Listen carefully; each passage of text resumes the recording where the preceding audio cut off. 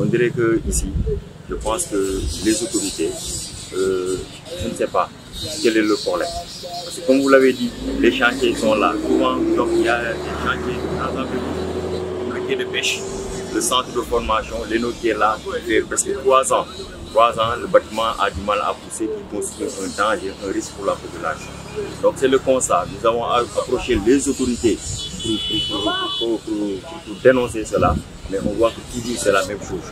Les chantiers sont là souvent, ça prend départ, on dit qu'il y a quel chantier, mais après au finish on ne voit rien. Donc l'entrepreneur on ne le voit pas.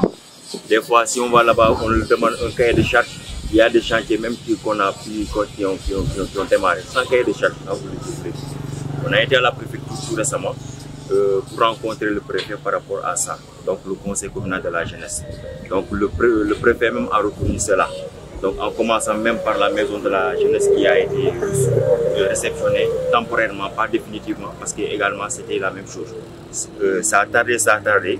L'entrepreneur au final a saboté le travail. Donc ce qui fait que là nous interpellons nos autorités à ce que tous ces chantiers qui sont en suspens, donc qu'ils prennent les responsabilités. Donc on souffre de problèmes d'infrastructure. L'édifice qui existait là-bas au foyer des femmes, c'est-à-dire à la mairie, donc là ça servait à la population. Les réunions, les bureaux étaient là-bas. Donc cet édifice-là, c'est l'occasion de le dire, ça a été donné à la gendarmerie, alors que ça servait aux populations. Le centre de formation qui est là, nous avons demandé, le préfet, il a dit clairement que ce chantier ne peut pas être terminé. Parce que déjà, lui, lorsqu'il est venu, il a trouvé un dossier vide. C'est en ce moment qu'il a appelé le haut. Donc on lui a dit que l'entreprise qui est chargée pour cela, donc ça s'est terminé en queue de poisson, ce qui fait que pour le centre de formation d'ailleurs, là, donc il n'y a plus d'aboutissement à ce niveau-là. La maison de la jeunesse et de la citoyenneté, même chose. Si vous allez dans les autres départements, déjà les travaux sont très bien avancés, mais donc ici ça pose problème. Vous allez là-bas, donc les bâtiments ont du mal à sortir sur le sol. Donc, ce qui fait que jusqu'à présent, donc, ces chantiers-là sont bloqués et on ne sait pas où est le problème. Et dans tout ça également, la responsabilité de notre maire, qui est l'autorité de la commune. Donc là où sa responsabilité est engagée. Parce que surtout, il y a ces chantiers dont vous parlez là. Des fois, ça vient, l'entrepreneur, il bâcle le travail, il s'en va. Il y a quelques années de cela, le conseil municipal a voté un budget d'environ 18 millions pour refaire ce qu'on appelle les barrières de protection des grilles. Mais nous avons constaté, d'après les informations que nous avons, en principe, le travail doit être normalement fait, fini depuis. Et quand vous allez au terrain, vous allez constater que non seulement il n'y a pas la qualité dans le travail, mais également il y a un sabotage de l'entrepreneur. Parce que nous avons rapproché l'entrepreneur. Et je rappelle que le jour où on a commencé à prendre des vidéos, c'est le lendemain que l'entrepreneur a quitté Goudomp. Pour vous dire que là, c'est la responsabilité du maire.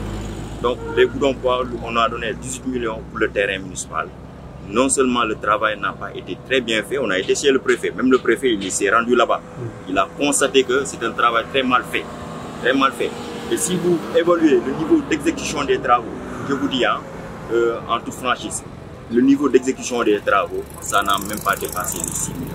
Ça, je vous le dis. Alors que 18 millions environ ont été bloqués pour refaire les travaux du maire. Et là, nous demandons au maire, nos 18 millions, où sont partis les 18 millions. Donc, il n'a qu'à terminer notre terrain parce que nous avons que ce seul terrain qui sert à la jeunesse pour s'épanouir. C'est le seul terrain où nous jouons nos compétitions. C'est le seul terrain où notre club, la JUP, l'AS Amdalaï, compétit et où nous accueillons les autres équipes. Donc là, le maire, il n'a qu'à tout faire pour terminer cela. Qu'est-ce que vous décrivez exactement? Alors, nous, ce que nous avons fait, on a creusé plus loin, même au niveau de la passation des marchés. Ça, je vous le dis, hein, je vais le dénoncer ici. Le maire, il a pris 3 personnes qui font partie de cette commission-là. Nous avons approché une de ces personnes-là. Cette personne ignore complètement l'existence de même cette commission-là. C'est laquelle? La commission de passation des marchés. C'est-à-dire tous les marchés, les sentiers qui viennent à cette commission-là. Et d'ailleurs, normalement, le secrétaire municipal doit faire obligatoirement partie de cette commission-là. Mais le secrétaire municipal n'en fait pas partie. Ce qui est une anomalie grave au niveau de la municipalité. Nous avons dit au préfet et le préfet a constaté cela.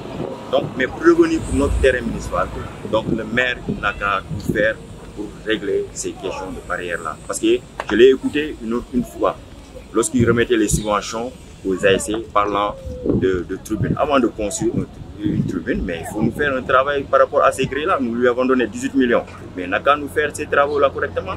Et pratiquement, c'est la même chose qui se répète. Souvent, c'est entre lui et l'entrepreneur. Et alors qu'en réalité, quand tu apportes l'entrepreneur, parce que l'entrepreneur l'a dit très clairement, si le maire n'est pas satisfait du travail, il n'a qu'à me porter plainte. Ce qui fait que c'est le maire.